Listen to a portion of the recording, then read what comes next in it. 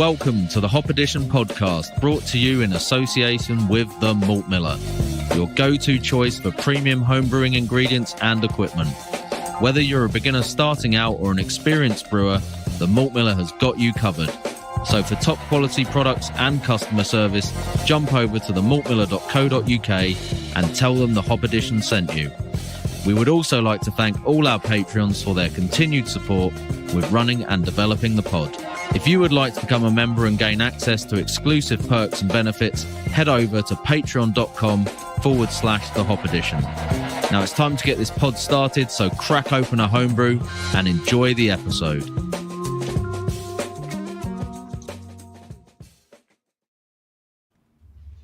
Welcome back, you wonderful humans. Episode 110 of the Hop Edition, and tonight we are joined by the man just there, sitting amongst many, many, many shiny things.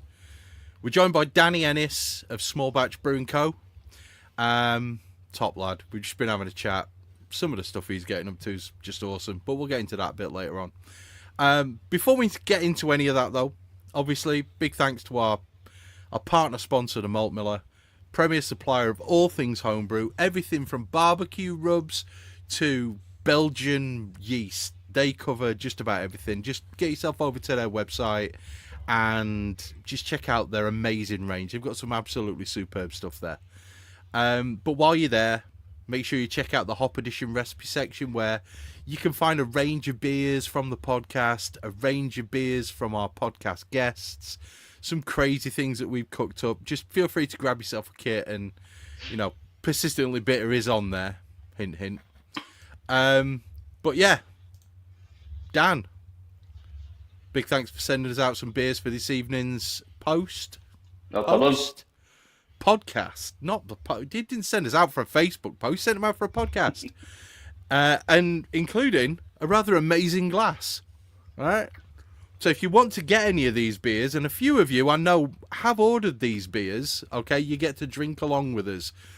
Before we introduce Danny, before we get along to our first beer, right, which is Construct, so get it poured into your glass, we've got some really rather somber and, yeah, not very nice news. So we were talking, well, I was talking to Stiffo, and he asked us about one of our listeners, and, you know, we all remember Dr. Sam, the doctor, the doctor of law, amazing, wonderful, wonderful person. Well, she passed away towards the end of last year after a pretty short illness, and I have to say it caught me a little bit by surprise, to be fair, because one of the nicest, most amazing women you could ever wish to speak to, always had a kind word, always very calm, clearly loved her brewing, loved dogs.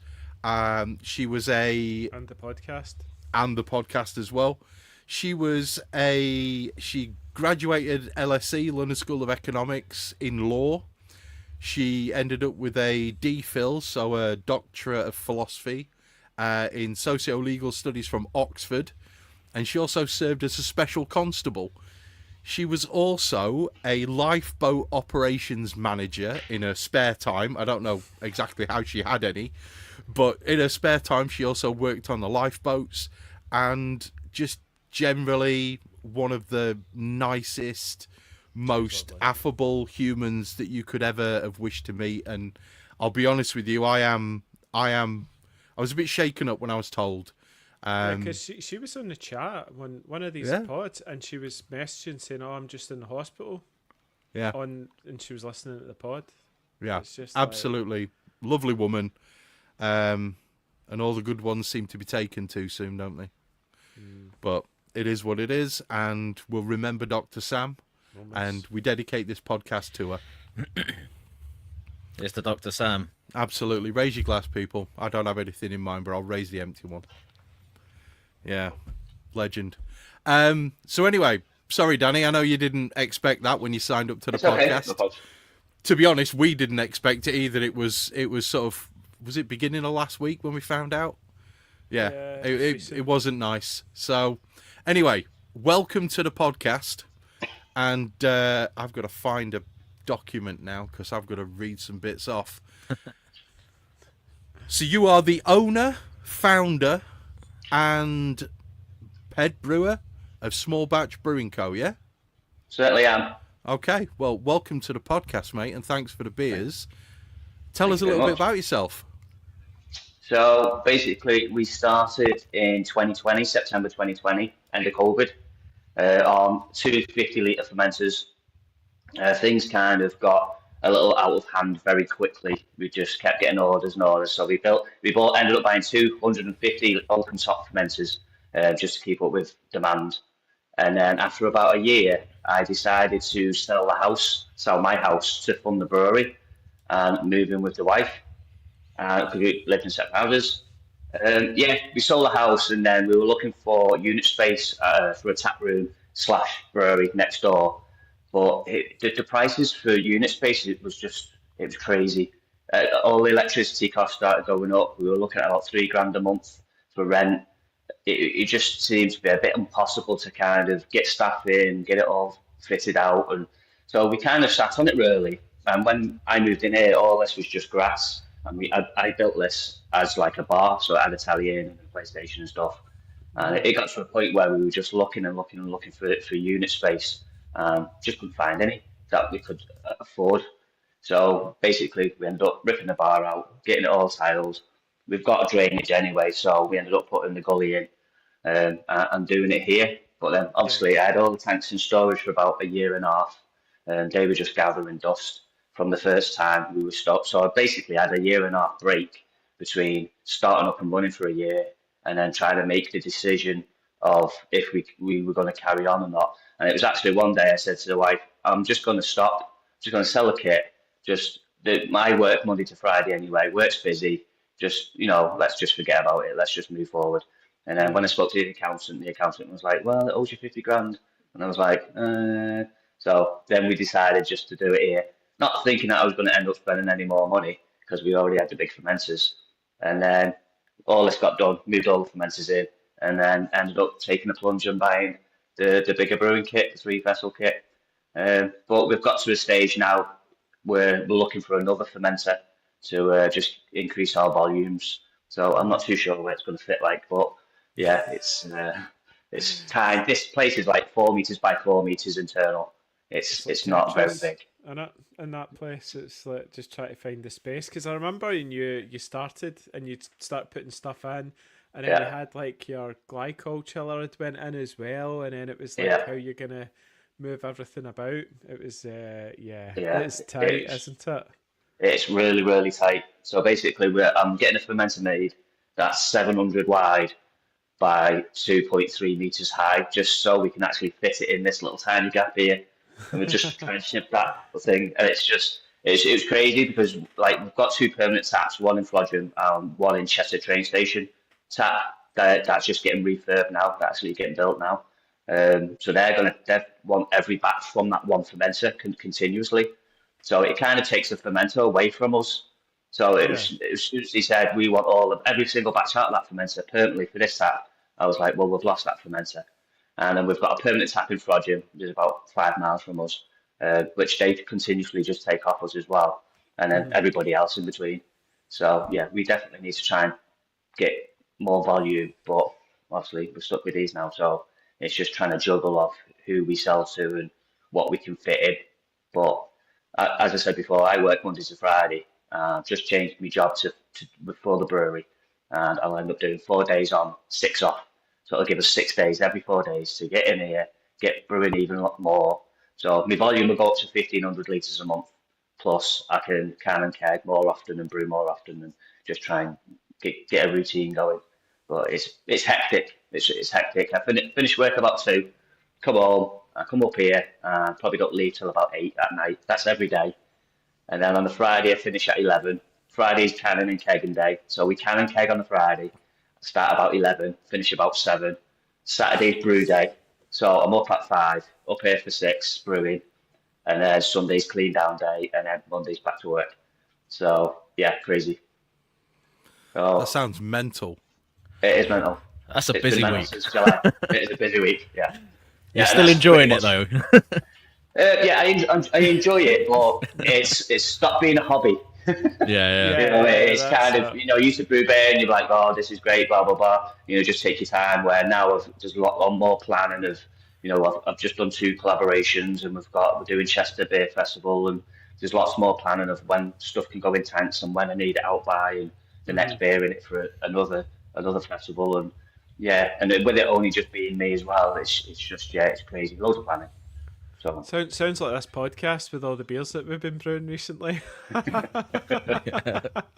For a future podcast that we can't yet unveil. Speaking of those beers, Dan, so we're starting off with Construct. And I mean, I've been sipping on it already, and I've got to say, like, we're coming out the gates pretty strong with this one. This is really fucking nice, mate. Yeah, seriously good. But do you want to tell us a little bit about this beer, and then we can, wax lyrical about how amazing we all think it is, because I think this is fucking awesome. Well, we got to a point where because my absorption rates are high, so out of a 250 litre batch, I'll lose 60 litres just through dry hopping, because I'm in a range of around 12 or 13 grams a litre. So I needed to start looking at like the newer products out there, Abstract, Bright, Spectrum, Incognito. So basically I used Nectaron and Ennis, Eldorado, CGX Eldorado, which is Cryo Eldorado, and Citra. But we always use Citra Spectrum, and I used Abstract Bright Nectaron, which is essentially, it's supposed to be for a bright tank, but I add it with the dry hop instead, and it just works absolutely fine. And literally, I use 16 mils for 250 litres. Really potent stuff. Whoa. But I love it. It's nice. And that's what goes in this. So that's another liquid product, is it? The Abstract It's another stuff? liquid product by Abstracts, yeah. And it's just called Abstract Bright, and it's supposed to go in the bright tank. And you could use it in lagers or anything. It's a clear liquid, and it looks like milk actually. And it's powerful. Really, really good stuff. So 118 mils is about 80 quid, I think, but you use the smallest amount. So I'm happy. I'm really, really happy with it. Is there any pellet that goes in the tank? Yeah. I'm still using pellet, so I use Cryo or CGX, and then I use Spectrum as well on top of that. And then this one, I used the Abstract Bright. So I'm just trying to reduce me hop matter in the tank to just try and get more volume back, because that's a killer. That 60 litres, it's a lot. It's a lot. And obviously I take about... It's more than a keg, isn't it? So yeah. So I take about 10 litres of yeast out, the yeast slurry, and then the rest must be just through absorption. So yeah, I'm just trying all these new products. I'm changing all my recipes now, all my original recipes, fruit salad, waterfall and stuff. I'm just trying to introduce these new products and just take a few hops out and just see. But that was my first one that I tried it all with. So yeah, it's I like it. Well, it's probably one of the best sellers now, along with fruit salad and Sleepers for Dreamers. Yeah, so I take it you're happy with the results in this beer with those products that you're using? Yeah, I won't be changing it. So. Oh man, I love that's the all right. lacing, That Dan. The lacing on it's beautiful. Yeah. Yes. What's do you tend to make a lot of hazy beers? Is that I kind of know beer style? That's most of mine are hazies. I think I've released about 6, but I've got 13 in the recipe book. There's a West Coast IPA, and I've just released 2 pilsners, a Czech pilsner, a German pilsner. But most of them are the hazies. I do gravitate towards brewing. And to be honest with you, I'll probably pre-sell a tank before I've kegged. So by the time I've made it and I've got in touch with people saying this is coming up, they all say, oh yeah, we'll have that. So I'm kind of kegging going, I hope I get another keg out of this, and it's just like fingers crossed or cans. So we're producing around 6 or 7 kegs a week and about 100 to 150 cans a week. So tiny, small, but it's doable. So that should increase as well once we get the new fermenter and I get more time to actually spend up here. Just remember this, Dan. Remember this. Mighty oaks from little acorns grow. Yeah. And you're producing. I'm half a pint in, and mate, there's nought wrong with this. There's nought wrong with this. It's gorgeous, man. It's one of those ones that it keeps drawing you back in, doesn't it? I'm getting this like amazing. Do you remember the fruit salad sweets? I'm getting fruit salad sweets. It's mad.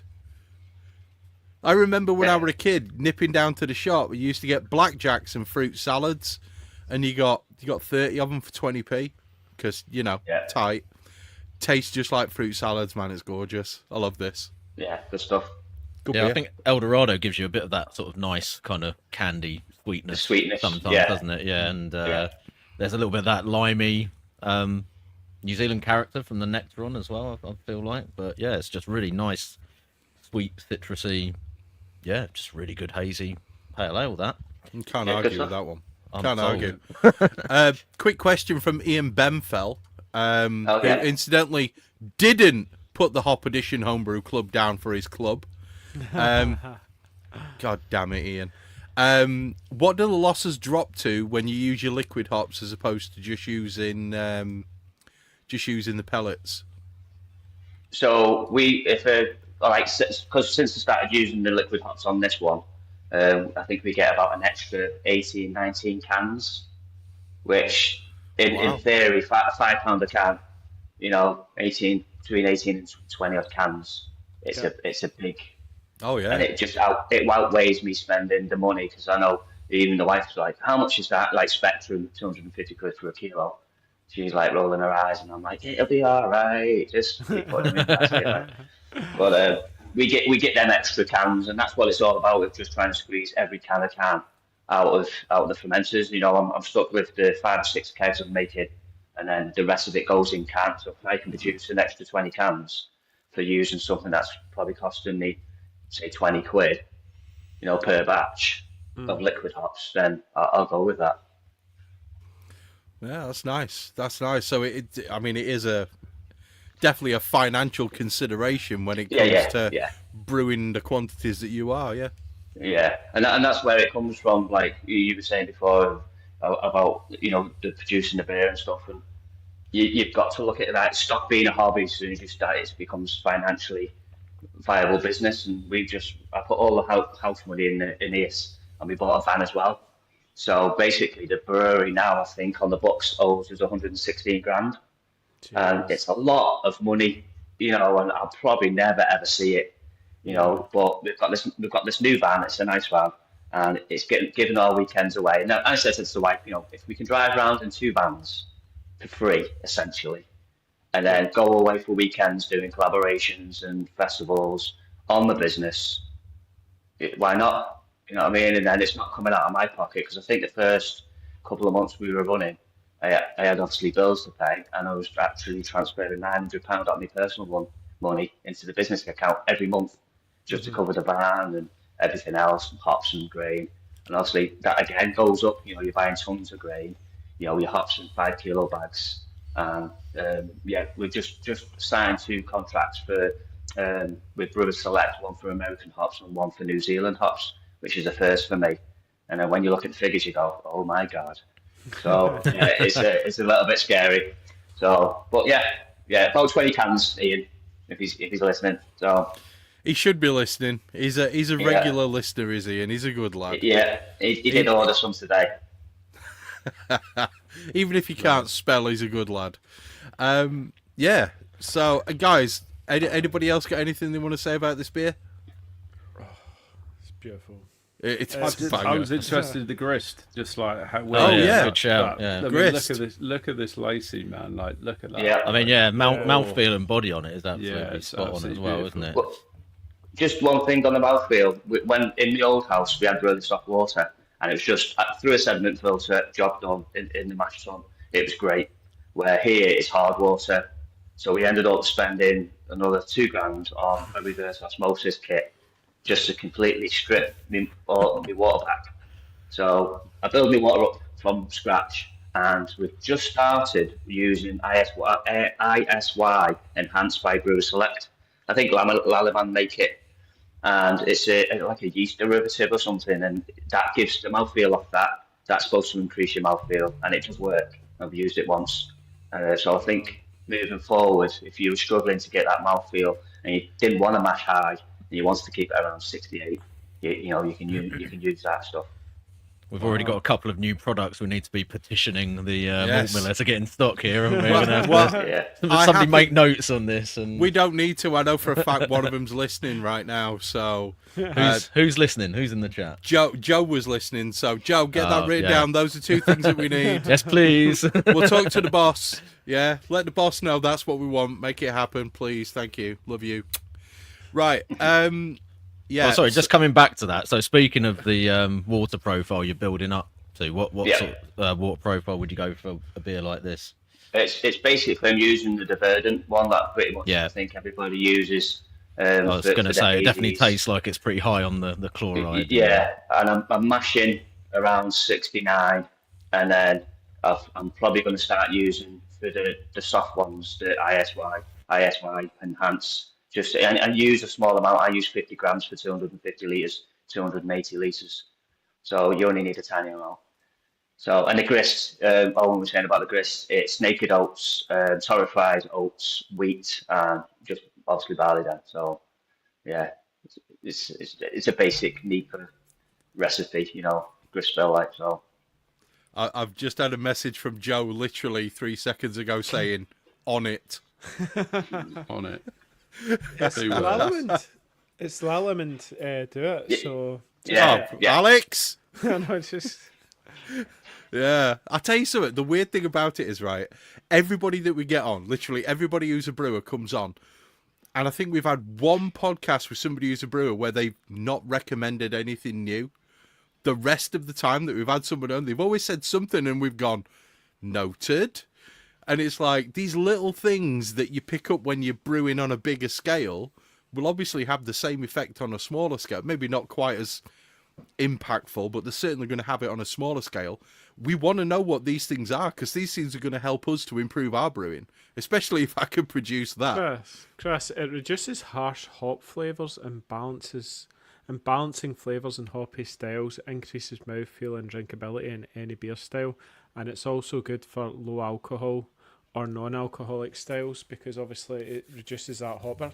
It's almost like it's like salt. What is it exactly? It's salt. Like sodium. It's like sodium chloride. It's got that same sort of impact, but it's a yeast. Yeast derived, is that? Auto. Yeah. Okay. What's that? Autolysate or something? Autolysate. Autolysate. Yeah, that's that. Interesting. And I'm not even looking at the screen. I just translate for these guys. That's all I do. Dan, when do you add it to the? I think it says in the boiler in the fermentation tank. I just add it when I'm transferring across. So I literally just bring it in like I would be yeast. It's going to mix in once yeast starts fermenting. So is it IYS or ISY? ISY. Enhance. Wow. Okay. It's good stuff. Well, that's a new one. What yeast is in this beer, Dan? Saturated. Oh.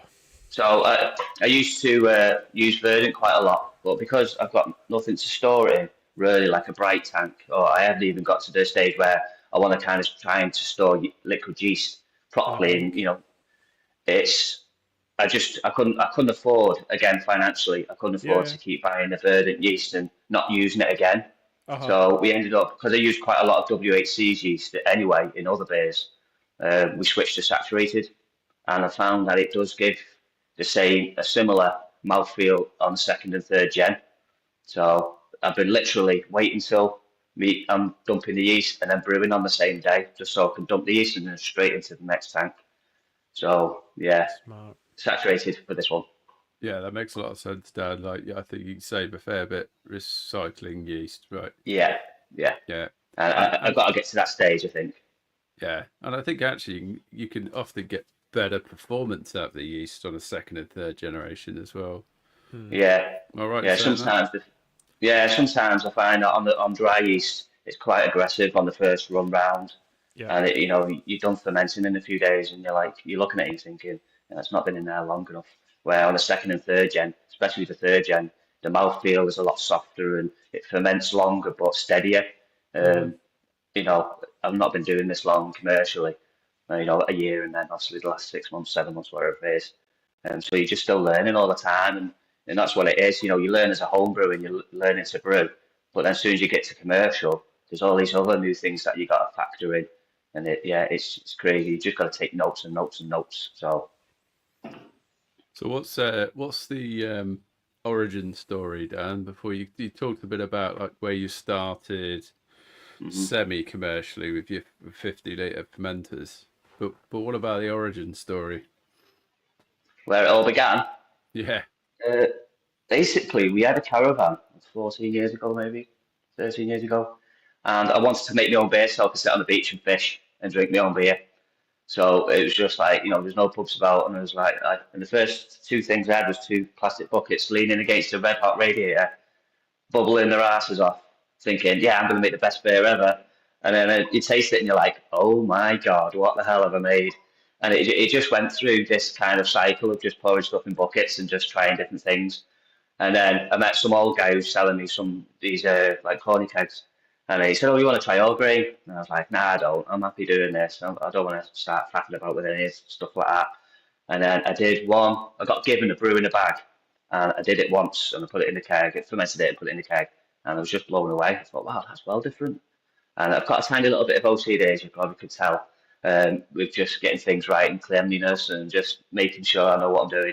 And it kind of escalated. I was just brewing and brewing and brewing, and then someone said, "Oh, you want to sell it?" And I went, "Nah." It definitely escalated looking at the background in your video at the minute, mate. Yeah. That's for sure. Yeah. So that's went beyond what I was doing. Yeah, Andy, you thought you had a shiny problem. Sorry, carry on, Dad. It was one of them where I bottled some. Oh God, I crudely bottled some, and I just took it to a couple of tap rooms and said, just give us your honest opinion. Would this sell? And they were like, oh, when's it available? Have you got it in tanks now, or is it when you bottle it? And I was like, oh, right, okay. So we kind of just did the 250-litre fermenters, and we got a can machine, a Seaman, a can machine and stuff. And we sent the first few cans out, and then it just escalated from there. We were like, oh, we want a keg. And I was thinking, oh my God, that's like one keg out of a 50-litre fermenter. That's a fermenter. So it's just like, right. So I was literally brewing and filling one keg out of this fermenter, and then selling this one keg, and the rest was cans, and then just trying to sell the cans. And then we got the 250 clip fermenters very loosely just clamped on, and then we just couldn't keep up. But that was like, I had to transfer to a 50-litre keg, force carb in the keg, and then can from the keg, and it was manic. It was manic. And then we were looking for bigger fermenters, and then found these. So we ended up buying these. So yeah, escalation. You are the very definition of a hobby that got out of hand, aren't you? Just a little bit, yeah. People say that like it's a joke, but this literally is a case of exactly what happened. Yeah. Yeah. Oh, wow. Because of fishing. And I was rubbish at fishing as well, and I stopped going, so I just ended up making beer. Even when you spend $5,000 on a carbon rod, because I've seen people doing that, still cheaper than buying a brewery, mate. I think you should have just done that. Could have bought a boat and everything. So yeah, that's true. Yeah, and to quote a very famous film, you're gonna need a bigger boat, mate. Yeah. Yeah, I don't think I'll get bigger than this, because you have that kind of ability of just, if it gets too much one day, don't brew. Because I brew every week, and I've been brewing every week now since the end of July. Yeah. And obviously we're selling 90% of it straight away. It's just one day I might just go, I've had enough of this, and that's it. I don't brew, or I take 2 weeks off and don't brew. And I've got that ability where I think if we had unit space and we had other people's livelihood, you're paying other people's bills for them, and they're coming to work for you, and it's a lot more. It's just added stress that I don't think I'd want, because I'd want to make it a good company where they like to work, and it's either all or nothing. I just wouldn't get bigger than this. It's just, obviously I'll never give up my full-time job. I've got a good job, and that pays the bills, and that looks after my family, and I wouldn't put that in jeopardy for anybody really. So I'll never give me. It's a hobby that's just spent. it's you're now Yeah, selling basically. So I won't get bigger than this. I won't come out of it, and it's down the bottom of the garden. I got the back door, and 10 seconds later, I'm in the brewery. So that sounds like the way that you want it. Is that a blessing and a curse, Dan? Do you think? It probably is a curse a little bit because I can't help myself but come and be nosy at things that are fermented. And then you see something else and you're like, oh, I'll just clean that up. And I'll just clean that up. And then Amanda will be like, are you actually coming to watch this film or what? You've been up there an hour. And I only came up to check one thing. And I'm just like, oh yeah, I'm coming now. It's just like, hose this down, clean that down. You just end up with your wellies on, just cleaning everything. Keep you out of trouble. Yeah, you're like, oh, a smudge. Yeah. Smudge on the tank, I'm going to clean it. So yeah, it is good, but yeah, I don't think I'd get bigger than that. I think the tap room is still on the books, moving forward. But I think if we did the tap room, we would definitely do another brewery. So we'd have 2 breweries. So one here that I'd run that would supply who we're supplying now, and a tap room brewery that we would sell direct through taps, because that's there's not really much money in trade, but there is through private sales. Yeah. So I think that's the only route we would go, because originally that's why I sold my house to get a tap room, but never worked out like that. It sounds like a fun next adventure, though. Yeah. So see if we can kind of, obviously social media is massive for me. I use it quite a lot, and I think that's the only way we're going to grow this business. And hopefully I can carry on making really good beers that a lot of the people in the UK go, oh, you know what, he's after these bloody stocks out of stock all the time, but when it is in stock, it's really good stuff and get it bought. And that's the stage I want to. That's why I'm adding 12, 13 grams a litre now, because my kind of philosophy is if I can make a really good recipe or make really good beers and not make hardly any money in a sense, just pay for the fans, it builds the brand then, because you're producing something that people want to drink. What I didn't want to do is make a recipe that's an okay drink that people are just going to swig and that's it and not never remember it again, and make a bigger profit margin. I'd rather make a small profit margin, pay for the van, and produce beers that people just want to keep on drinking. So, and there's probably, do you think there's a bit of a scarcity factor as well? Do you find that people want the beer more because they can't always get it? I'm still small, and I'm with us only running 5 or 6 months. I'm not at that stage where people around here. Yeah, there's a couple of people that buy off me all the time, and they're putting social media posts up for me, and when they're drinking me beers, and I just need my name out there more. Social media, Facebook, whatever. That's why we went to Sheffield to do a collaboration down there yesterday, and I just need to push the beers a bit further afield, just to see what people think. And then from there, if the beers do sell out faster, I just have to brew more. Well, I shall be petitioning my local tap room to get some of your stock in, mate, because, I think they should definitely look into it.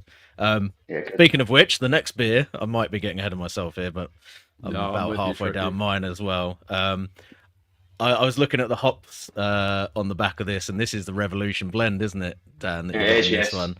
A Mosaic, CGX Mosaic. With a bit of Mosaic as well. Amazing. Yeah, so I absolutely love that hop blend, which you very kindly sent me some of previously. Bit different to the first one, a little bit more of a softer sort of fruity note on this one, I sort of think maybe, but equally still super drinkable and really, really enjoyable. So is there anything different with this one apart from the hops, or is it basically the sort of same recipe? So it's the ABVs, it's the same recipe. I kind of, with me hazies, I just kind of switch my oats out for more naked oats and more torrefied oats and stuff, just to see what kind of body it gives. And then, if I like a grist, I'll just stick with that grist. It's all about the softness and the hops and stuff. I want the hops to shine, you know what I mean? But I still need that cloudiness there, that haze. So, but the thing is with the Hop Revolution brand is they stopped making it now. Yeah, so, I heard that and I was gutted. But, So I'm trying to get the ratios of what they use and then just mix them as per batch. and just see if it can hit the sweet spot. Yeah, do let us know if you find that information out, because I would be very, very interested in that. But yeah, it's I mean, they say that it's kind of like late pick Nelson Sauvin. I don't know if that is like one of the things that makes that blend particularly good, but yeah, that's sort of got just a beautiful character from the New Zealand hops in it. Yeah, what do you guys think? Are you drinking this one now? Am I right in saying that the Hop Revolution blend there is Nelson, Motueka, Pacific Sunrise, and Rawaka then? But you just don't know what the proportions are. Okay, cool. Very good. So you broke up there a little. Did I? I did have a question. He's thinking. You can see the cogs turning. Oh no! I started talking about Hop Revolution blend, but I actually had a really important question. It will come back to me. I'm going to try this beer. Yeah, it's good. It's come back to me. What's your Dan? What's your go-to like mash pH for a hazy beer?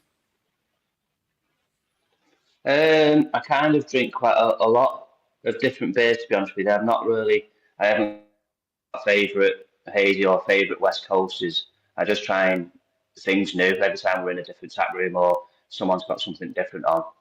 I'll just give anything a go, and just see what hops they've used and stuff like that. So yeah, it's I love West Coasts. I think, fully enough, even though I make hazies, I prefer a West Coast. I think that's me go-to beer.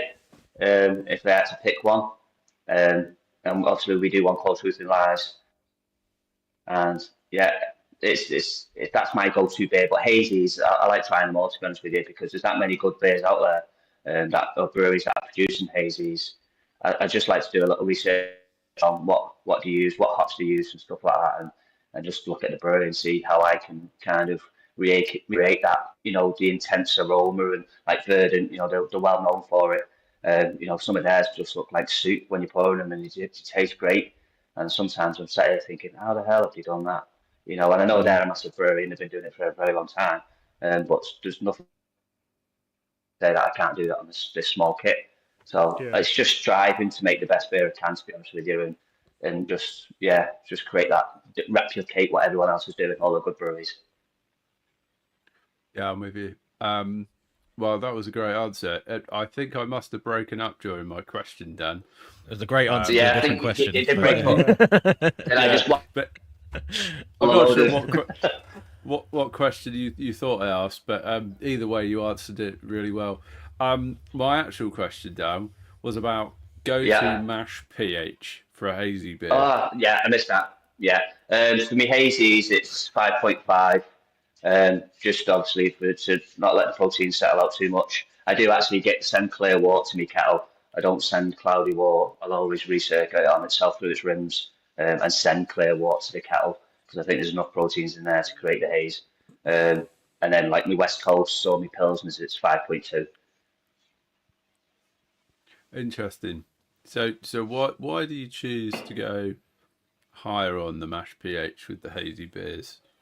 Just basically because I've read it everywhere for a long time. Of go high, and then it stops the proteins like falling out too much, and it just, obviously a low pH helps you clear the beer, like your Pilsners or your West Coasts. And I just stuck with it, to be honest with you. And it's, I'm not going to fix something that's not broken, so I thought I'll just stick to that. And to be honest with you, at the beginning, I never used to check my pH. I know, as bad as that sounds like, and that was a learning curve for me. And I was like, I better start checking pH, and then realizing that all my hazies were at 5.2, and I was like, oh my god. And then obviously we had the water issue when we moved here, and we started checking pH, and we started building our water up from scratch, and things have just got better. So yeah, it's the devil's in the detail there, isn't it? Yeah. Awesome. Well, the beer's tasting great. Really enjoying this. Really enjoying it. Anyone else got any thoughts on the beer? Oh, it's definitely got that limey hit on the nose, isn't it? Can I just be a little bit controversial, because that's kind of my role here on the podcast? I prefer this to the other one. I don't know you why. You prefer Sleep is for Dreamers to Construct. I prefer this. I wonder Of course why, you do. Chris. It's all New Zealand hops. Like, that was a no-brainer. I It mean, that one had is- a little bit of New Zealand hops in, but this has got a lot of New Zealand hops. This is stunning. I'm getting at the end of every drink, at the end of every sort of swallow, when I exhale, I'm getting a wonderful just waft of lime, which I'm absolutely. I'm a huge citrus fan. It's kind of my thing. I love citrus fruits, but this, just the way that it drinks, the flavor's gorgeous, the aroma's gorgeous, but on every sort of swallow, when you breathe out afterwards, I just get this waft of lime that I'm absolutely adoring. I think it's gorgeous. I think they're both amazing. No, I'm not saying that the other one's in any way bad. I'm simply saying this one I just really like. I would happily buy a 12-pack of this and sit and drink them. This is gorgeous, mate. Yeah, thank you very much. It's strumming your chord. It So, is, mate. Chris. It is twanging the appropriate string Yeah, on the and guitar. it's got a beautiful aroma on it. Like there's definitely quite a strong grape presence on the aroma. I'm also getting like really freshly sliced apple. Yeah, And obviously lots of lime. it's gorgeous. But it smells beautiful. I can't fault this at all. It is beautiful, beautiful. Just very, very, very drinkable. Dangerously drinkable. Yeah, isn't it? Yes. Yeah, Yeah, very much so. dangerously. I'll tell you. You know, the weird thing is, you know, when you drink a beer that's heavy in Hersbrucker, and you get that really, really floral note, that kind of, as I describe it, the Bavarian meadow note. Getting a little bit of that with this. A little bit of the floral nature that comes through. It's really pleasant. It's quite a complex beer. I mean, obviously it's a complex beer. All beers are complex, but this one, just aroma and flavour wise, it's quite complex, and I'm really enjoying it because it's making me think, and I like thinking. That's probably a good question, actually, Danny. Is how the hops? How are you going through your brew day? Are you adding hot side in the kettle, or is it all whirlpool and dry hop? Construct is Whirlpool. Sleepers for Dreamers is a lot of Whirlpool. Between Worlds is Through the Boil and Whirlpool.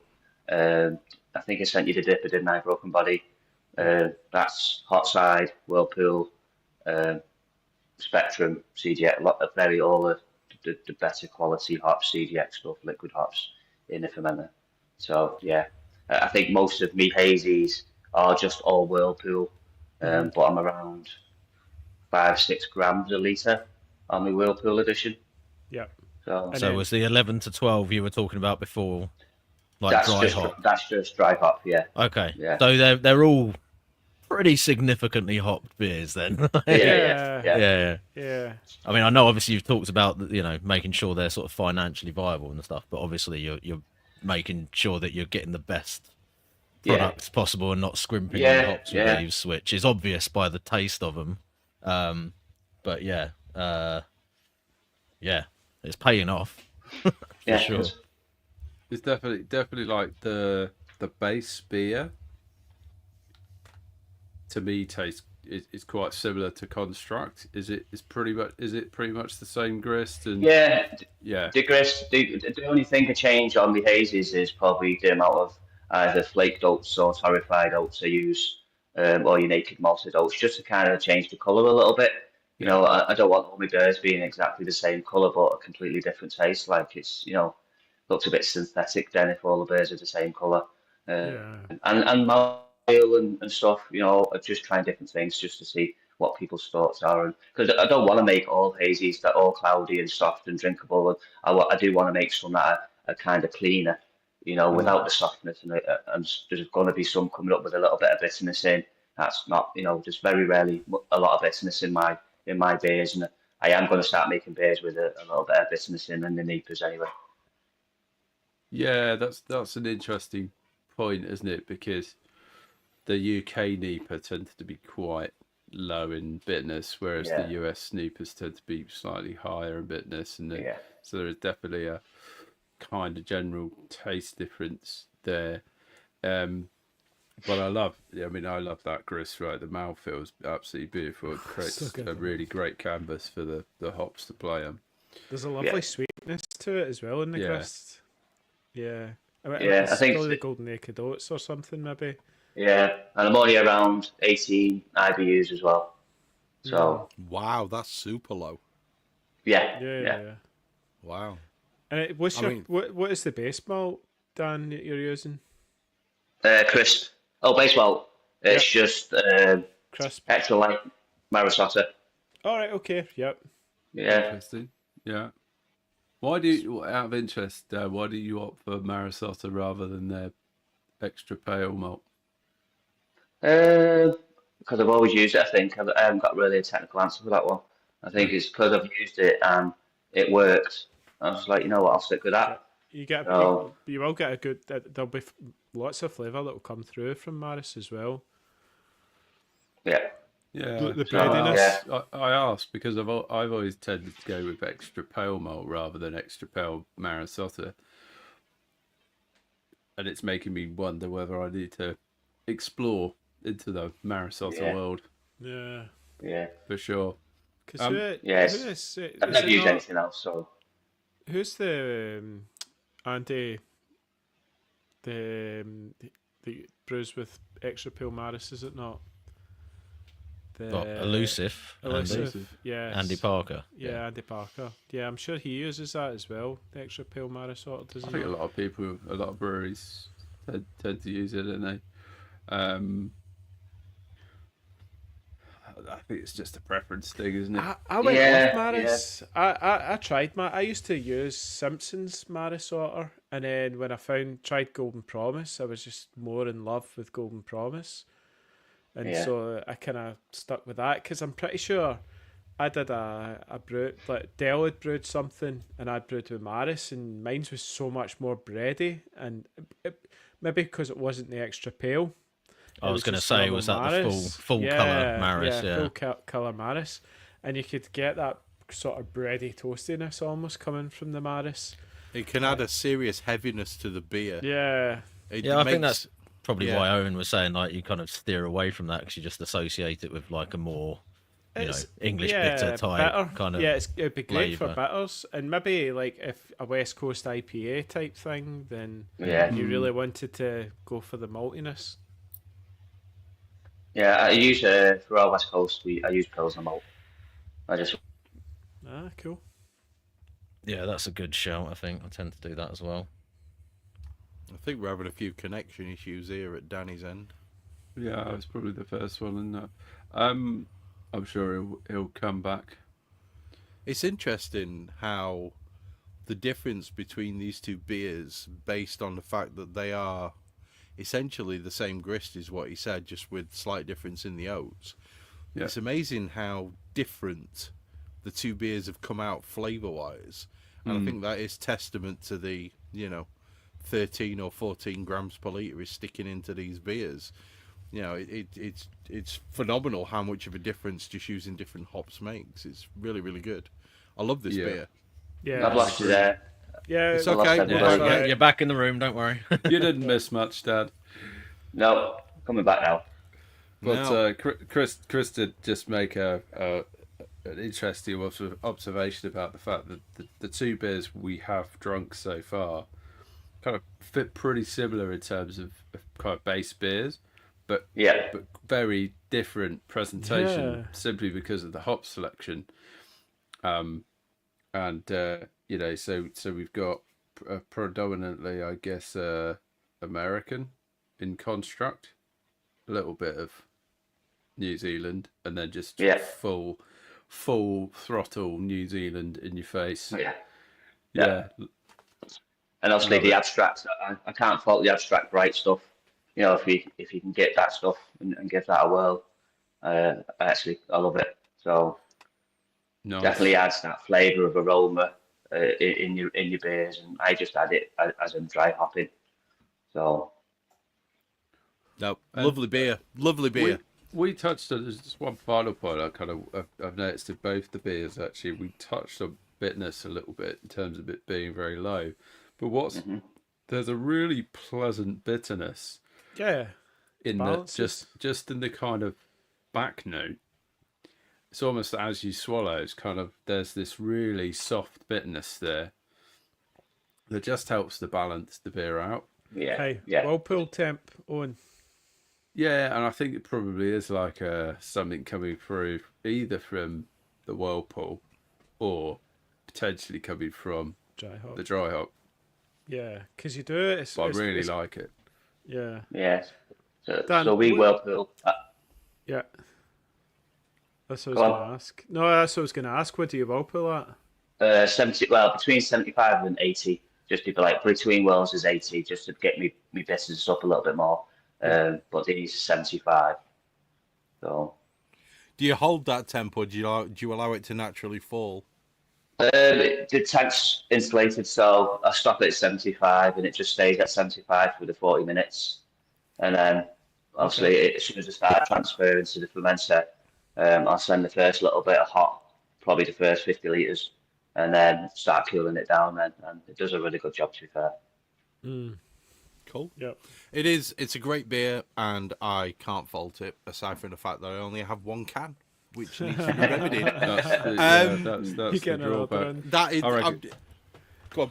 It's tricky. I reckon Tricky's probably finished his already. Oh, Yeah, Tricky's yeah, it's probably gone. on to the last Oh, can. it's You gone. know, It's I just poured the other. Tricky's on crushing mode at the moment. I'm marching through these, to be fair. Oh, I'll probably yeah, be, but probably I'm- be putting an order in for some more before the end of the pod at this rate. Can we get them delivered same day, Danny? I've been asked that today as well. Can you deliver the same day? That was from Ian. Can you deliver the same That doesn't surprise me from Ian. Same day Oh, delivery. Yeah. I'm What- wondering. I'm wondering if the double IPA, the name of the double IPA, is somewhat prophetic. Possibly. Broken body. Yeah. Broken body. It's Yeah. called. Broken body. So Oh, could dear. could we sort of jump onto a few of the questions that we've had, because we've covered quite a few of them just in the conversation that we've had, but let's go with a couple of quick fire ones. Do you have a glycol system? Yes. Yep. Big chiller unit. One word answer. I like you. Second one. It's huge. What is your favourite style to brew? Even though I make probably most Neepers West Coast. Oh, he's a Westie man. I'm sure there'll be some conversations about Westies coming West is soon. best. Yeah. And what is your favourite hop? Ooh. At the moment, it's probably Nectaron. I mean, that's a great shout, to be fair. I've not brewed with Nectron personally. Well, Yeah. I might have done. I don't remember. I don't remember brewing with Nectron personally, but it is one that's on the list, because that is... Yeah. We've had a few beers with it in, and it is really, really nice. Yeah. I Really, love really it. nice. So, yeah. Let's jump back to the packaging question, because I'm quite interested to hear this. What are the challenges... What are the challenges, even, for small-scale packaging with regards to oxygen, especially with, you know, heavy oat beers like you're producing? Basically, I use what probably every other brewer uses is vitamin C. When I dry hop, my very final dry hop, I'll throw vitamin C in there and don't open the tank up after that. Then, obviously, when we're canning, we can on top of foam, but carbonation's another issue that we've had issues with over Christmas, which we've rectified. So yeah, it's vitamin C just with this final dry hop, and then I just literally we've got a small port on top of the tank, and that's all I dry hop through. Even if it takes me 10 minutes to pour these hops through this little port, I don't open the tank, and I have a small wisp of CO2 coming out the tank as well, just to push and stop anything going in really apart from the hops. So yeah, I'm quite regimented with that. How much are you dosing vitamin C? What sort of rate per litre? I'm only putting 20 grams in for the 250 litres. Touch wood, I've never had an issue. Okay, so about So- 0.1 grams, roughly 0.1 per Yeah. litre then, yeah? Yeah. Okay. All right, cool. Yeah. I mean, it's a good Yeah. oxygen scavenger. It definitely is. It works. So, yeah. Yeah. There you So go. yeah, and that's pretty much it. You know, we can a very small amount, and you know it's probably 1 degree, 2 degrees when we can. and we're canning on foam. So as long as we're canning on foam, they shouldn't really be an issue. So wait there. You see, it started now. As soon as I started doing quick fire questions, it starts all the time, and it's always that pork pie eater Brett, isn't it? Always. So Brett has a question for you. He said, "Thanks again for the extra beers in the pack, Dan. If you could only sell one of your beers, which one would it be and why?" Oofed. ooh. Again, you'll get sick of me saying it, the West Coast. Because Okay. I probably put the same amount of hops in my West Coast as I do with my Neepers, but it's clear and crisp and it's got lots of bitterness. So if you like something hoppy, have one of them. If you like something really bitter, have one of them.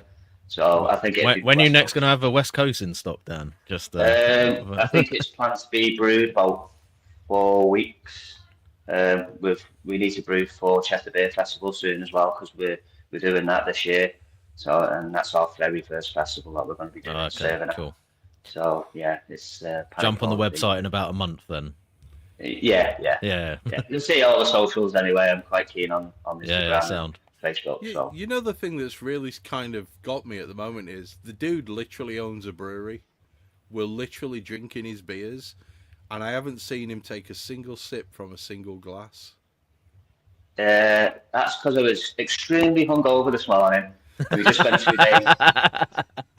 We spent 2 days in Sheffield doing a collaboration with True North Brewery, and the night before we did the collaboration, the wife wanted to go out, and she drinks more than me, so I was absolutely annihilated the first night, and then had to get up at 6 and go to the brewery, and then we started drinking again at 2 o'clock in the afternoon the next day, straight after the collaboration, and didn't get back to the hotel about 10:30.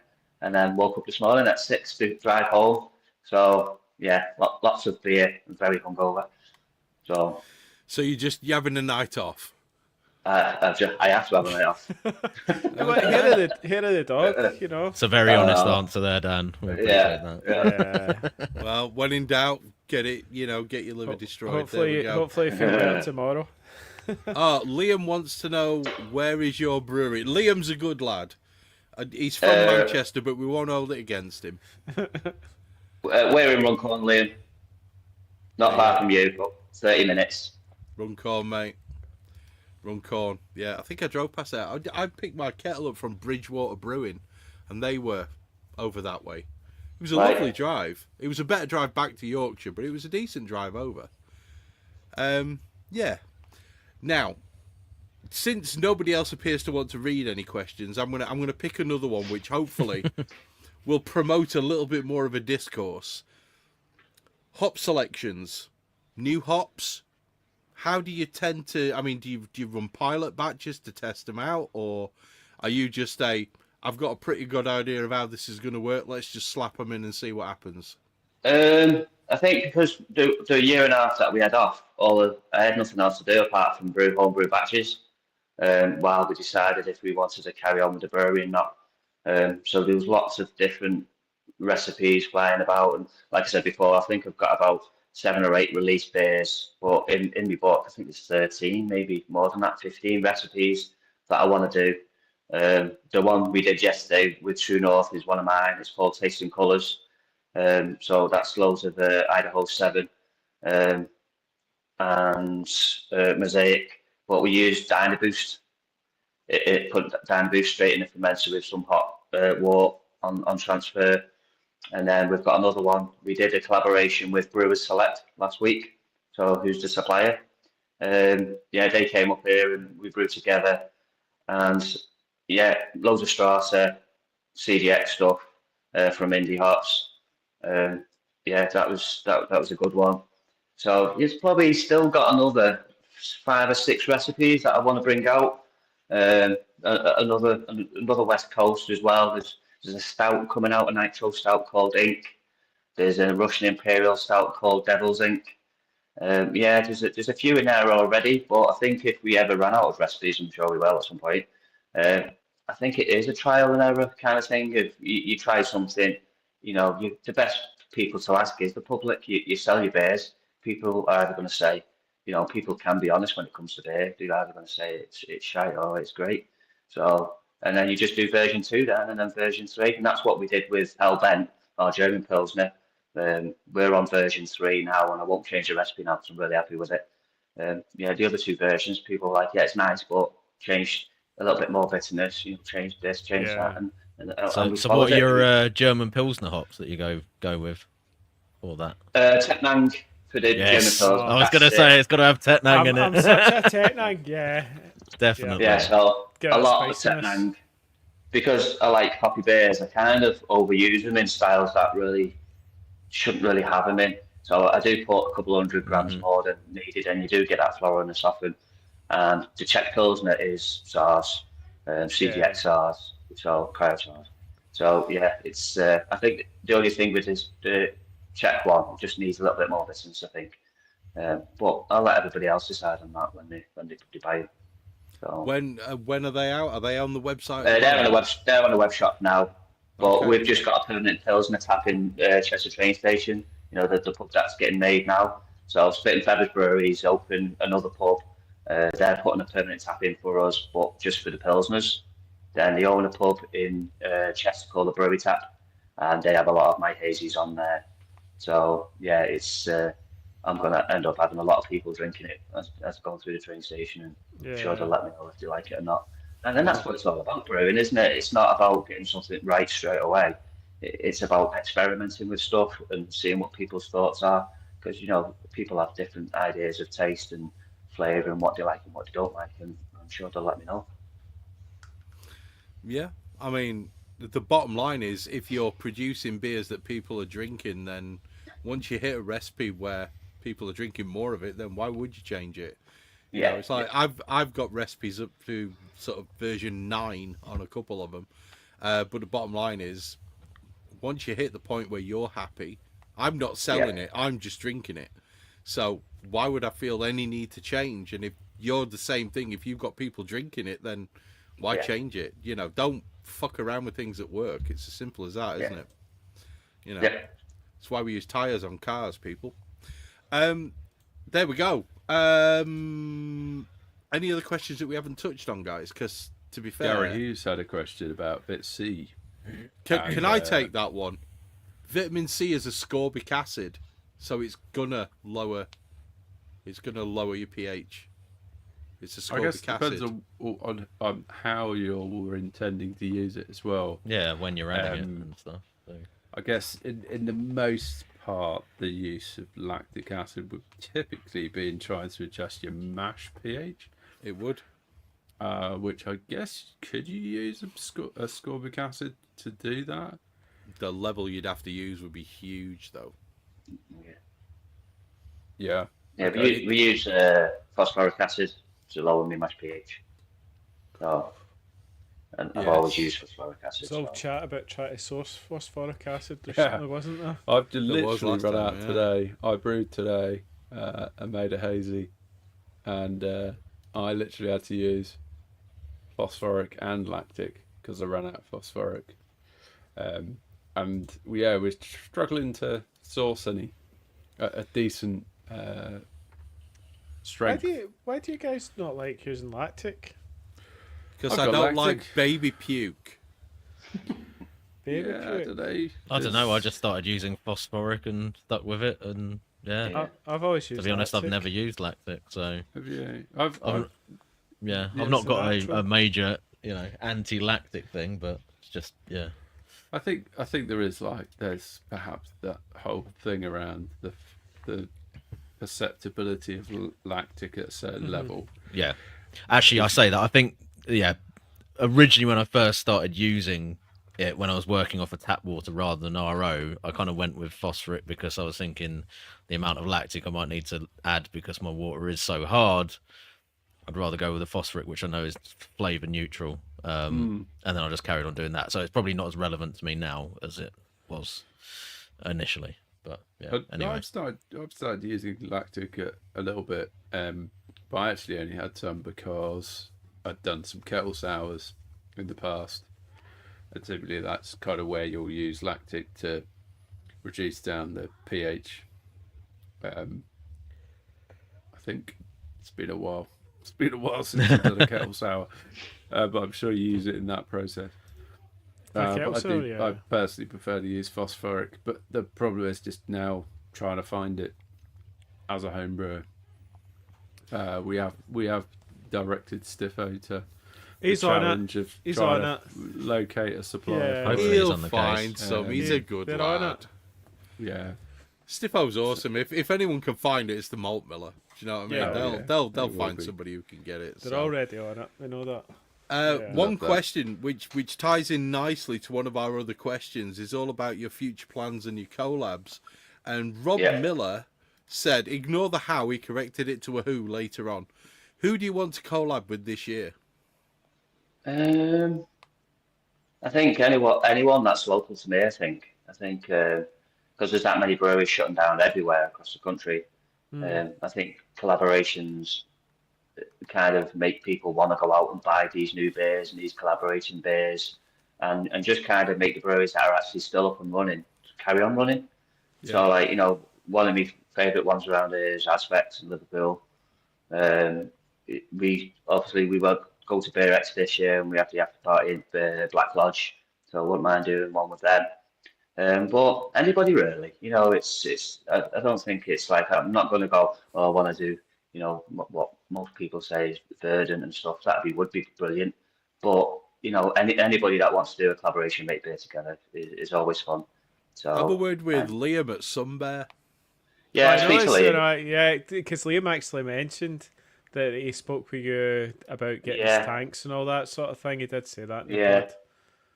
Yeah, I met Liam when we first started 3 years ago or something. He came to look at the kit when my kit was tiny, and then he's obviously kept in touch since.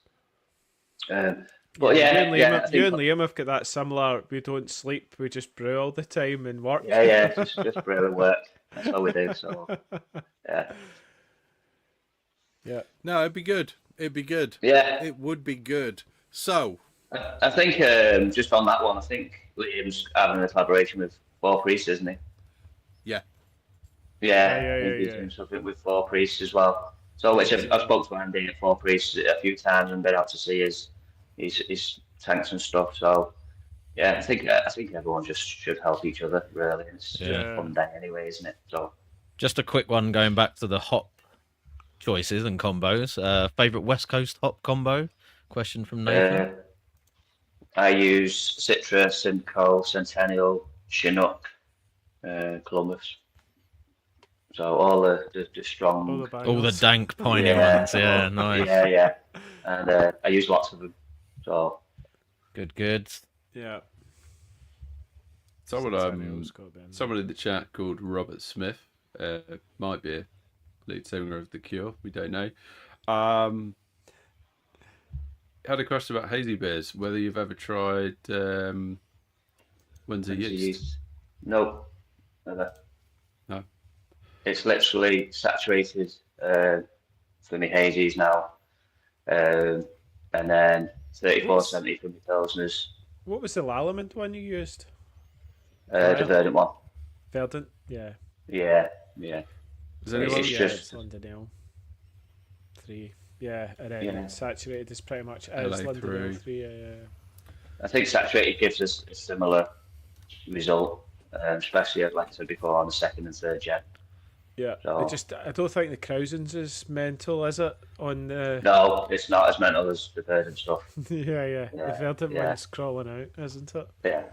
It's a while. Do you find that's a problem even on the sort of scale of kit that you've got with it, trying to climb out the tank and stuff? Or To be honest with you, when I bought these, they were like the 250 litre fermenters, 300 litre working volume.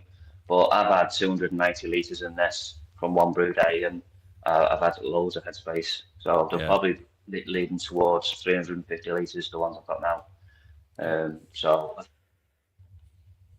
it's coming. I've asked that to be 300 litres, so I'm hoping that's going to be around 400 litres then. So I can just try and cram as much as I can in it, like so. Nice. One question we've not asked, Dan, and we've talked a lot. You've talked a lot about your fermenter space, and you've touched on the kit that you've got. But what size kit have you got? Three vessel. That's 250 litres, but to the rim it's 300 litres. I've got it close to the rim. I'm still trying to push it, to be honest with you. So, You can actually pick up the iPad and take a quick wander around, can't you, Dan? So do you want to just show us? Little tour. So Let's do the brewery tour for us. Awesome. So we've got the chiller. It's off at the moment. Obviously, it make loads of. Nice. So pretty big. And then obviously Maybe that was a mistake. He's moved too far away from the Wi-Fi. The router is at the other end of the brewery. It's in the house. So for anybody who's wondering about the next beer is Between Worlds. Oh, he's So back. grab Oh, this he's one, back. get it in. Yeah, Between You're Worlds back. next. You're back. Cool. What are we looking at Lost now, you for a Dan? minute there, Dan. 1, 2. sorry, lost you there again. Yeah. I think it's because I moved. It's all right. We heard about the chiller briefly. What are we on to next? Yeah, mate. Yep. Yeah. Yeah. Can you hear us? We can hear you fine. Yeah. Sorry, mate. I just couldn't see you or hear you. So you got the chiller. You got the 4 tanks. Here. Yep. And then I did buy 3Ds, the brew tools, little mini unis, but I've never used them and probably won't use them now. So they're going to have to go up and for sale and just ship them 3. There's only one there because I was going to use it as a little mini fermenter, but I'm not going to bother now. We're getting Can a you big one. not, Dan? And then Dan, could you not use it as a this yeast brewing drink? I was about to say that could be good for the yeast. Yeah, it's 50 litres, but I've got 3 of them, and it just seems a bit. Yeah. 2 are sat in the storage unit, and there's 1 here, and it's just money sat there that I could be using for the new Yeah. fermenter. Sell it. So, yeah, I need to sell them. So, and there's the 3 vessel. Obviously, we're working through Whoa, look at that. rims. It's fucking huge. So, and That's then cool. obviously the HLT, and then we've managed to squeeze a table in here, and then obviously gases, and then I bought a cheap because we had issues with carbonation over Christmas. I just struggled to get my carbonation right in some of my beers, and I was doing it by visual. So if it was carbonated at 2 degrees, it was going to be carbonated at 8 degrees, 9 degrees fridge temp. But we ended up picking up one of these. So there's almond Nargles, about 1900 quid. I picked that up for 800 quid off Alibaba. And I Yes. think Is that a I penis? actually pun? think. Yeah, oh, sorry, it's the wrong one. There it is. Oh dear. So, Oh, wrong one. so yeah, we ended up picking one of them up, and it's just great, just brilliant. So yeah, and hopefully we've got the CO2 sorted, I the think decarbonation issue. I think Austin Powers had one of them, didn't he? Yeah, That's it. that's the one he used. Excellent. That's what we want. We better talk about the next beer because I've nearly finished that one as well. Jeez, so tricky. tricky, You're you, hammering these. You're I'm just on a really real enjoying them. screen. I say. Yeah. Slow down, sunshine. Between Worlds, Nipa. This is going a bit more towards the sort of dank kind of sweaty mango mosaic character, I think, really, with this one, especially compared to the last 2. I'd put this one mid-coast. Mid-coast. Yeah, I'd put this one as mid-coast. It's not as, hazy as the others, but it's drinkable. It's pulling me back in. You know what I mean? It's like I need another gobful. It's good beer, this definitely one. more. I would say it is more that kind of traditional Nipa type vibes, where it's Yeah. It's very soft. Yeah.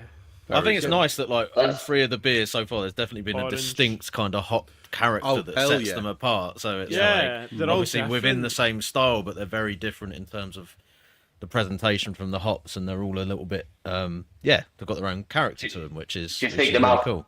Do you think the mouthfeel on that one's better than the others, or because that's the first beer I've used that enhanced stuff in? Oh. I'm probably going to disappoint you a little bit, Dan, and say Yeah. no. It's a bit cleaner. Yeah. Because the mouthfeel on the previous 2 beers was just so good. Yeah. Yeah. Really, super silky smooth. I'm probably with you, Owen. Yeah. And Yeah. it's the same with this beer as well. Yeah. I mashed lower on this one. I mashed at 68 on this one. Where the others are 69, 70. Yeah. Leaning towards 70. Probably a good shout with the extra ABV there, right? Because you could end up into kind of cloying territory as opposed to something that's balanced. But the hop aroma is really interesting. That combination of Mosaic and Amarillo almost kind of gets you. Is anyone else getting like a grapefruit? Kind of grapefruit note. I would love to say so, but all I'm getting is sweaty mango, and I'm absolutely loving it. It's just a mango bomb. I was like, this is pure sweaty. It's sweaty mango, but with a little citrus like. This is there's a gym bag tangerine. mangoes. There's This a one, slight that kind of tangerine orange thing on. Yeah, this is straight up overripe mango and a little tiny bit of you should have washed your gym shorts. It's absolutely cracking. It's a great beer. It's pulling me back in. I want more and more and more of it. But there was a really good point that was made. Hey. Hang on a sec. It's what's the percent? It's 6%. So yeah, snipers are going to be fresher snipers as soon as I leave this garage.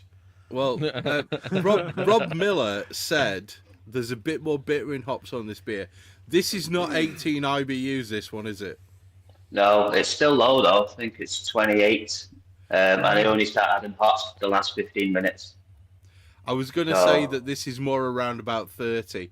It's a great beer, and that's why I think you can tell there's something in the boil as opposed to just Whirlpool, can't you? Though. With Yeah. This has moved away. So it must be the same. Yeah.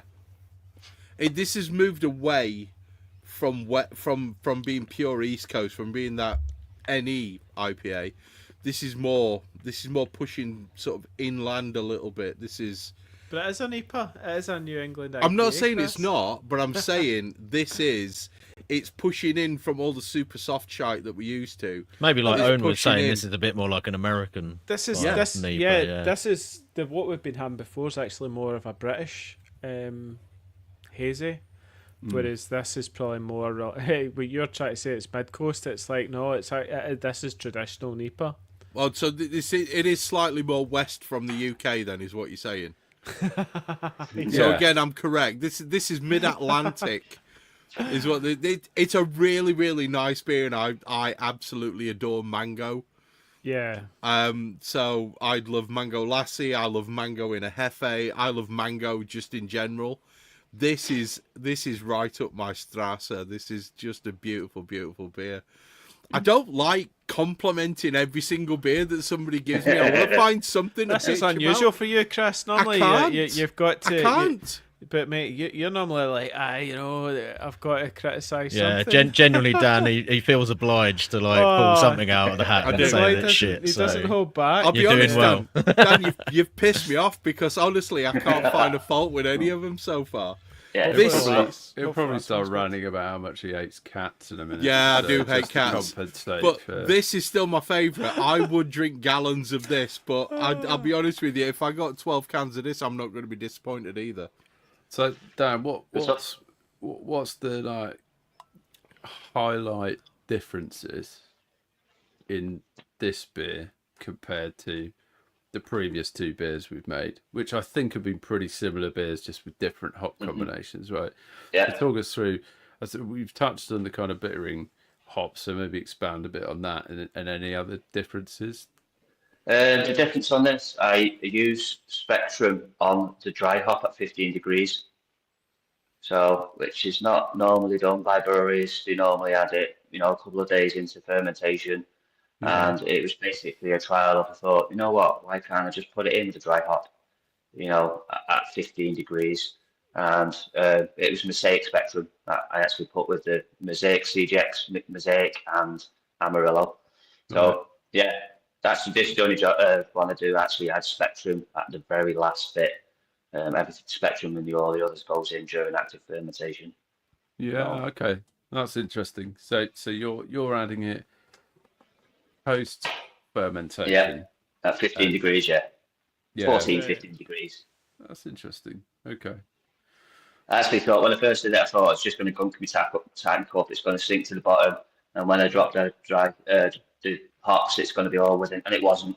And even the next day when I took a sample from it, and it was still at 14 degrees, you could just tell the difference straight away, just from that little 16-gram addition of Spectrum on top of me 4 kilos of hops or whatever it is per 250 grams litres. Tricky. How much Spectrum do we normally put in as a home brewer? It's about 16 grams. Yeah, 16 grams. So it's like 100-gram pellet equivalent dosage, which is the same with Incognito. That's what they sort of sell it in, and they also kind of recommend that as the maximum sort of dosage that you should go with Homebrew. as a general rule. And did you say you put 16 grams in the 16 grams, but that's for the 250 litres. Wow, okay, so yeah. Yeah, and it does make a difference. It does, like you were saying, it does give that kind of that sweaty vibe off the hops and the pungency of it. So especially when it's straight out of the tank as well, and you're canning it, you're like, oh my god. So it works. A little sprinkling of mosaic. Yeah, just for the aroma really, just to try and get that extra aroma out of it. So here's a question Brett's clearly been desperate to ask. He spotted a stormtrooper in the artwork on the website. Are you a Star Wars fan?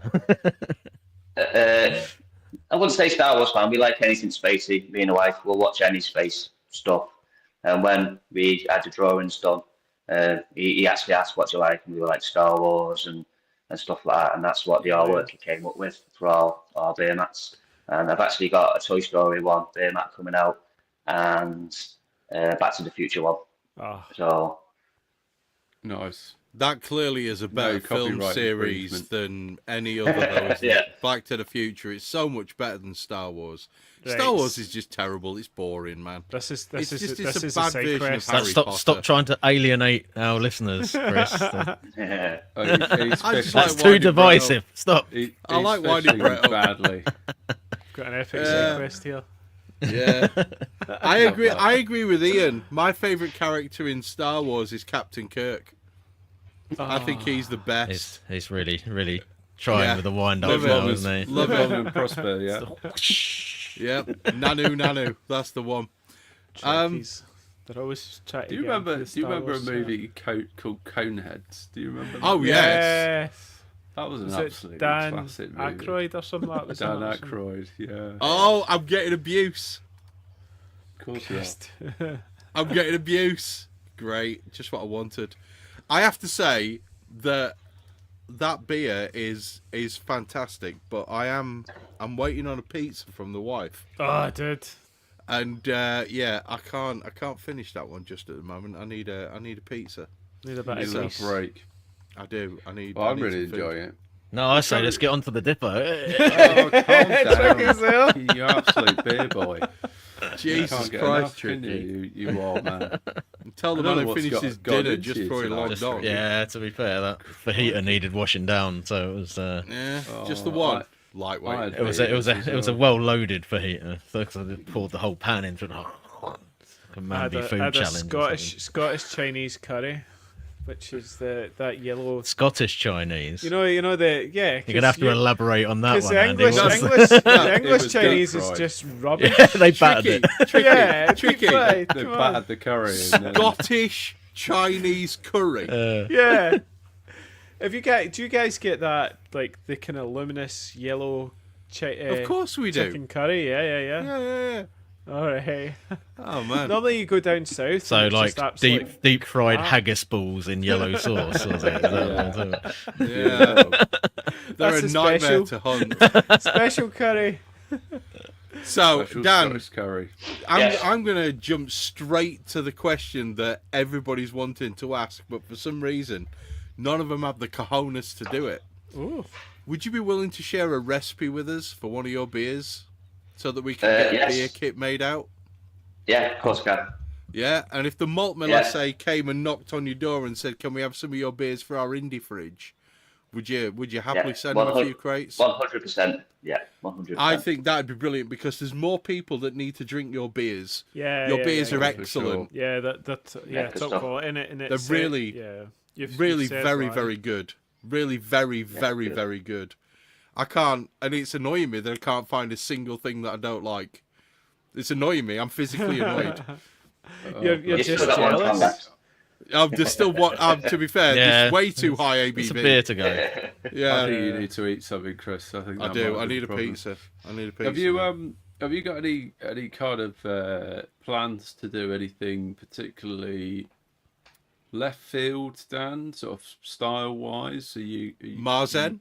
You got an itch to do anything a bit different? Sours? Yeah, I'm not a massive fan of sours. I'm like and like all the Marsens and stuff, and I've never really drank many of them anyway.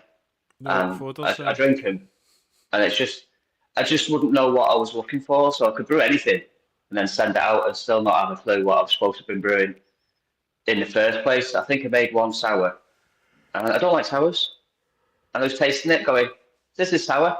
It's just, I just don't see the thing of I'll stick to the West Coast and hopefully the Pilsners after some feedback on them, and then the hazies. I think because I have looked at all the lambics and stuff, and it's just not my bag. I don't think. Fair dues. Because there's so many beer styles out there. What about like sort of English traditional kind of? Yeah, beer I was going to styles? say any kind of trad bitters or anything like that you do. No, not really. Haven't done a bitter. We did a cask blonde ale once when we first started, and it felt like a lead balloon. I had that many negative reviews on it. I thought, yeah, I'm not doing any casks again, because it's something I've never done, and to be honest with you, because this is a residential area, there's one thing I said to the wife is I won't have kegs or casks lying around. So, because obviously she wants a garden, she doesn't want to be sitting between fair that point. and In a beer garden. So, yeah. Not like Liam then. Surrounded by the castle, yeah. Yeah, Liam. So, yeah. No, it's his dad's house. Actually, he actually lucked out and just did it all through his Yeah, dad's just dumped house. it all at his dad's place. Yeah. Cheers, son. Nice move. Stole his dad's lecky, you know. Well, he gets free beer. What's Yeah, that's he true. complaining Well, his about? dad just goes in and just. I have to say, Dan, I think if your lagers are getting really good reviews, I do think something like an ESB might be a good shout. Yeah. It was either I actually have got a recipe there for a golden ale as well. So I don't Ooh. Yeah. know. Tricky's got some really good golden ale recipes. You might want to tap Tricky up. I always He's got some good struggled. ones, man. I've always struggled to do a Allegedly. good bitter. I don't know about you, Chris. You've obviously got persistently, but one of the things, and then serving it through the hand pull as well. That's quality, a good quality cask ale. That's a bitter. It's an elusive beer to me. I think. I would say it's probably one of those beer styles that is Not easy. almost up there with the challenge of brewing a lager. Yeah. I find there's not many places to hide with a bitter. yeah. Agree I think with an that. ESB you might have a bit more room to hide because of the slightly darker Yeah. malt. But if you go for a quite light coloured bitter, it's quite a same best with the bitter's golden ale. hard, yeah. Probably even more so with the golden ale, to be fair. Mm-hmm. Any flaws do really come through. Golden Yeah. ale's an English lager, though, isn't it? That was the equivalent. Well, you Yeah. can modern sort of versions of them. You can be a bit more forceful with the hopping, can't you? So it can be a sort of toned down American pale ale almost, Yeah. which again makes it a little bit easier to get away. But if you're doing it like really traditional, I think light. Golden ale is effectively a light bitter as well, isn't it? So it's a subtle beer style, and subtle beer styles are the ones that are the easiest to fuck up. Generally, I think. Yeah, with off flavors. Yeah. If you do make an ESB, though, Danny, let us know. Because Yeah, definitely, certainly. I'm down for giving that one a shot. I love a good ESB. I don't know. For small batch, I think it's better to stick to what you're good at, isn't it? It's Stay in like, your lane. yeah, but Yeah. and it's also that's the brand as well. It's like big juicy beers sort of thing. Yeah, and Yeah. it's Go on. it's the after it as well, getting the labels ready and the keg badges and getting a design done, and and it's easy to come out with lots of different recipes and kind of push them out there, but it's the the cost of getting all the labels designed and made and getting it all the right and all the descriptions and stuff on the can. That's That takes time and that's a point, because your labeling is on point. It is super clear, real bold graphic kind of labels as well, isn't it? And very recognisable. But like nice. If that was on a shelf, it'd be like straight to, because but when we first started, when I did with the first graphic designer, I said I just need something that you know what it is from just not picking the can up, because some cans you're just spinning it, looking to find out what the ABV is and stuff like that. Yeah. So I just need for people just to look at it without picking it up and going, that's the pale, it's 6%, it's this, I'm having it, So and then we've got a design company called Lemon Top Creative, which do all our designs now, which I can't fault them, to be honest with you. Yeah. We asked for one design and he sends me about 6. So yeah, it's great. It's a good company. It's like it's worth investing, isn't it? Because we did that with the Hop Edition as well. Chris went and did the whole investing in some good graphics, isn't it, Chris? And it just makes a difference. It just makes you stand out. Yeah. Like a mate of mine actually sent me a thing. He was at a brewery today and he was speaking to the owners and that, and he sent me a link to the brewery, and I went on and it just looked that it'd been on clip art, and made up their own labelling, and it just looked so like it just puts off the impression that it's not a proper professional outfit type thing. To liken it to brewing in a very, very simple way, you wouldn't drag somebody off the street who says they can brew beer and get them to brew beer in your brewery. Same as you wouldn't drag somebody off the street or get somebody who's clearly terrible at what they do to design the artwork for what you do. The guy who designed our artwork has been a professional graphic artist for 20 years. Yeah. He knows what he's doing, and he owed me a favour. So, good Yorkshireman. And he's, he's an absolute legend, absolute legend of a man. So yeah, it's about you get what you pay for, essentially. And he owed me a big frigging favour. So, it's a wonderful thing. Before we call this one and call an end and move to an after party, and for those of you who are in Discord, yes, it's here. Let's do this. First off, we are going to hit the dipper, so you get some feedback on your dipper, Dan. But do you have any tips for our listeners? Because we have some absolutely rampant brewers. People who are like hitting their kit 2-3 times a week. Some of them are, once a week, whatever it turns out to be. Do you have any tips for them as far as producing beers of sort of, this quality? Consistency and take notes. I think when I first, even as a home brewer, I never took enough notes. And then I'd produce a beer and I'd go, oh, that's really good beer. And then I'd look at my brew sheet and it'd be just the grist bill and the hops and nothing else. No pH, no volumes. No boil off rates, and it was just like, oh my god. And then I'd have to try and make it again then on these little piddly notes that I took that weren't worth anything. So I use Brew, the program Brew, and Brewfather to create the recipes, and I'm just a bit obsessive now over taking notes. I check me run off pH every 15 minutes as I'm sparging, and I just do loads of notes, I think. I said, and if you are thinking about going commercial, just do your homework, with the AWARs and the HMRC, because I think that was the first thing that tripped us up. It's easy saying you're going to go commercial, but there's all these licenses and due diligence to go through. If you can get all that in one space and get it ready before you've even contacted anybody, it took us first one took us about 4 months to get. This time round, it took us about 6 weeks because we had it all together, and it was just like, here's the pack, everything's in there, let me know what's going on.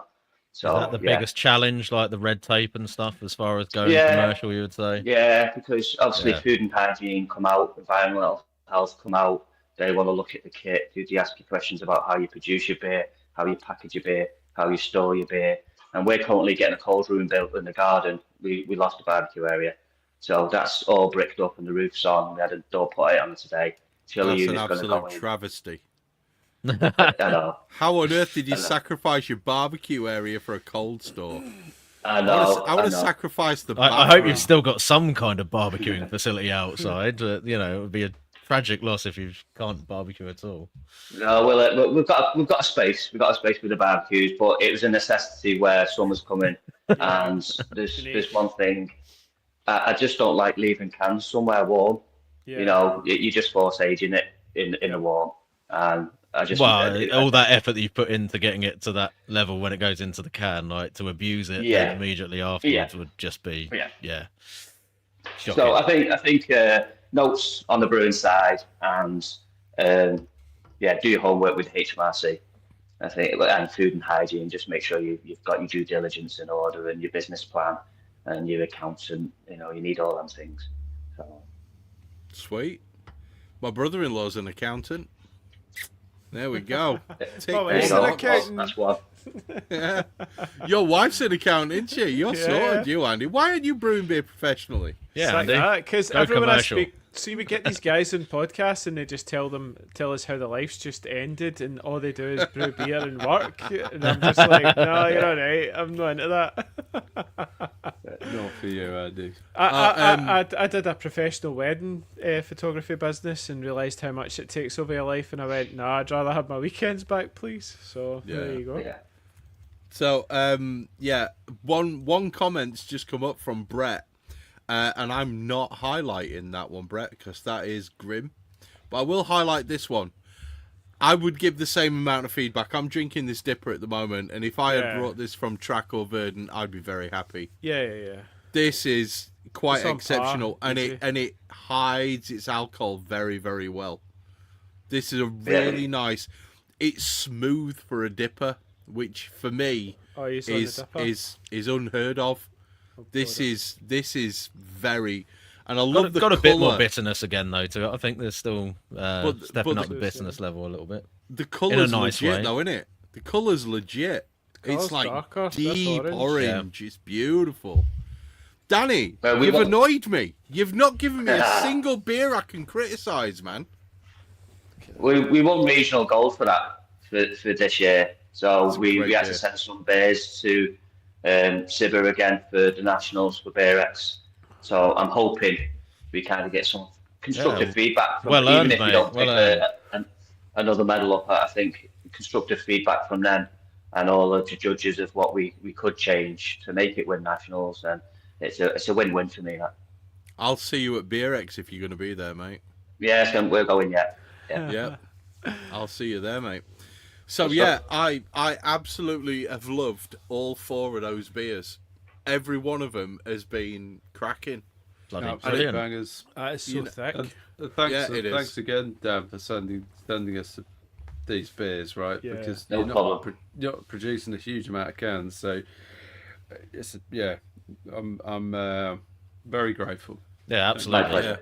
And just to let you know, Brett's put another order in now that you've got lagers in stock.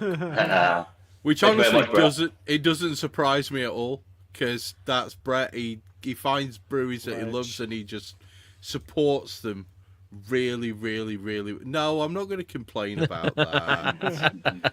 You know, Lancastrians are people too, Ian.